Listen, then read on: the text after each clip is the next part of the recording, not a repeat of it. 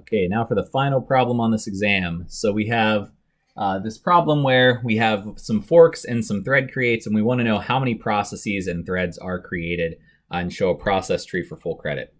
So we're going to just kind of follow the code here. We're going to get to this point, and then we're going to fork.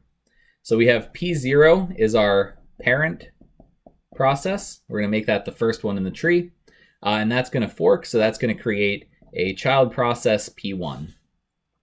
Okay. So in the parent process, PID here is not equal to 0, right? It's the child's PID. So the parent is going to go into this code, which is going to do a thread create. So P1 is going to create T0, the first thread, and then it's going to call fork again. So this is again from the parent process. We're going to make a P2. So that is this code is being run by P0. And this is going to output, let's say that this outputs P1, that outputs T0, this outputs P2. So now, after this if statement here is run by P0 and creates P2, all three processes are going to run this code, or they're going to at least check this if statement. So P0, P1, and P2 are all going to go here. Now this is checking if PID equals 0. So PID equals 0 is going to happen in the child threads. So this is not going to get executed by the parent.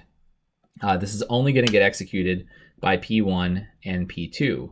And then also, thread create is coming from P0. So since thread create is sharing memory with P0, T0 is also not going to execute this. So this block is not executed by P0 and T0, which share memory, right? So because they're sharing memory, that means that the PID is going to be the child PID in both P0 and T0, which means that they're not going to go into this code. However, P1 and P2 have their own memory, and in that memory, PID would be set to the value of the child, or be set to 0 because it is the child thread and it can call get PID to get its own PID. So P1 and P2 are going to execute this, and they are both going to create a thread. So this will be T1 and this will be T2 that they create here.